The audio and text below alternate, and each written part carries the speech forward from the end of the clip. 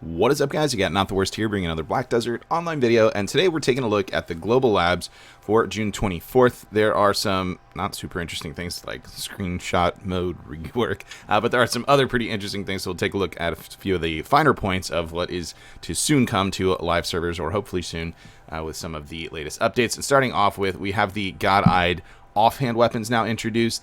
This weapon, it works exactly the same as far as getting it as the main hand and awakening do. My 2 cents on it though are the stat increase already from like Tet Blackstar to Pen Blackstar. It's not as dynamic as of course the main hand has the highest monster damage increase from one to the other, and then the awakening, and then this one's pretty lackluster comparatively, and because of that, the already semi-unappealing process of upgrading Godr-Ayed as is makes this one kind of, I don't know, almost completely out of touch with actually being done. It's just, I don't see the benefit here, especially when we're talking a strictly PvE item. The total stats that you're gaining are really, really, really lackluster when you actually think about the number of high-end enhancing stacks that you have to eat up to do this. This is already a point of contention for the already existing Godr-Ayed weapons, but the stat increases are actually pretty nice, especially if you're thinking about stopping at Duo or Try while you then work on your Pen Blackstar, which seems to be the most common thing because your investment isn't drastically high.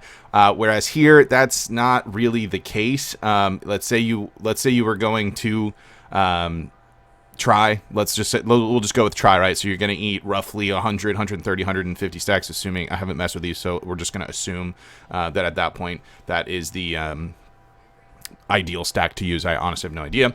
From there, you're going to pick up 2 DP, 2 accuracy, 1 AP, 1 monster damage, and 20 HP, and 1 monster damage reduction in that cost. So it's yeah, the percentage on pulling that off is not great. The cost on that is actually fairly high, considering both the cost of the stack and the materials of actually clicking it, memory fragments and whatnot. It doesn't quite stack up the same as the appeal to getting, say, a Duo or Try main hand, and then leaving it alone, not shooting for Tet or Pen, and that while you try and YOLO swing your regular Blackstar to Pen from there. This one doesn't really have that, so I don't see this one being... forget about popular. I don't see this one really getting used at all, especially because sitting at Duo is literally 2 DP, 2 accuracy, and 20 HP. Oh, I guess it's 30 HP across the board, but really, really, really, really unexciting for that item. Not that it's a bad thing to introduce it when you've already introduced Godr-Ayed as a whole, just I really don't see this one being chased after it. Personally, I'm now 0 for 31 on my Pen Blackstar Offhand. I'll be clicking attempt number 32 if you want to catch the stream later tonight. So make sure to jump down in the description below, head on over to my Twitch page, drop a follow so you know when we go live. I will be clicking at some point during that stream the 32nd attempt, and I've always been told, like my grandma used to say, the 32nd one's the charm.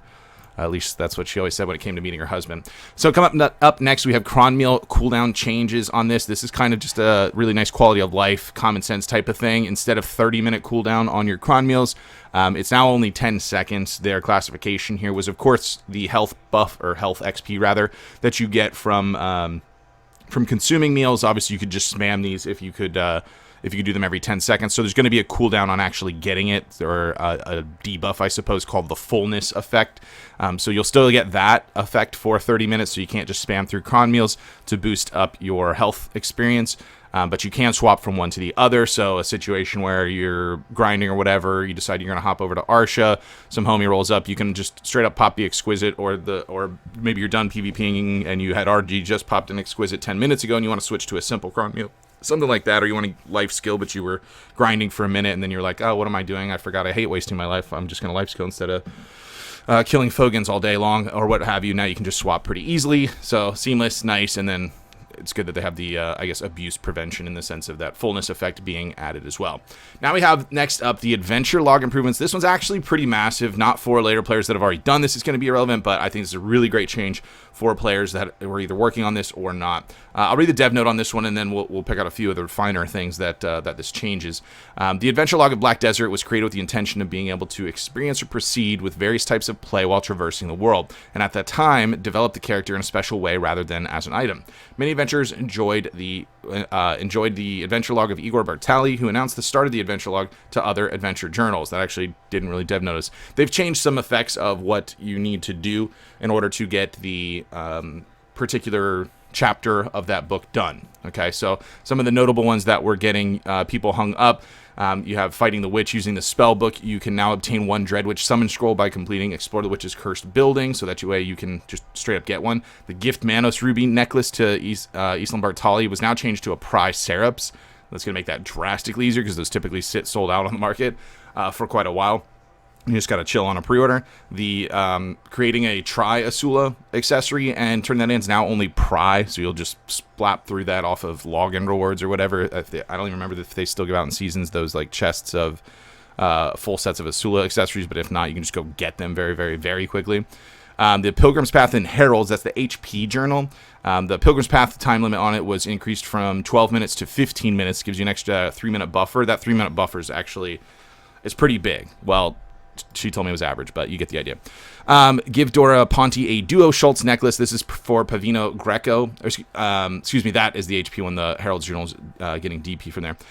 The Duo Schultz necklace was now changed to a Duo Schultz belt, so you'll notice those got sold out extremely quickly once this got announced as well. The Tri-Blue Coral Earring was changed to a Tri-Cagtum's Ring. Those have not yet sold out because there are so many in circulation as is already, since, of course, Blood Wells is extremely popular with the HP piece dropping there. So, yeah, that one hasn't quite sold out the way that others did. And then collecting all 4 ogre-related objects in Deeves Encyclopedia, which can be kind of frustrating, especially when you're trying to pick up that soiled ring if you don't already have one. Trying to farm those ogres. Now you can just have a collection of ogre-related objects, 3 types for it, so they reduced it by 1. You could potentially just skip over that required soiled ring if you don't already have one. Last up for relevant changes we have on the Global Labs, the Node War and Siege War improvements have been made so that the guild name, family name, and character name of each participating guild are distinguished by different colors when the Conquest War or Node War starts. I honestly don't know why this took so long to implement as it is, but this is just much easier on the eye, so you don't have only the one specific name in red. Not that once you've done it once or twice, it's you know, extremely difficult to differentiate, but this is just, I don't know, to me, kind of a common sense update in general, because it just makes it extremely easier for you to tell who's who on whatever side, or if you're trying to run back and they're a little far away and that red light hasn't lit up on their name, what have you. Anyways, there you have it for some of the finer changes going on with the Global Labs. Hopefully, these will come around soon. I would expect we'll see, like, for instance, the Godr-Ayed Offhand introduced on the Chaos server either this coming week or the week after, and then 1 week after that for NAEU.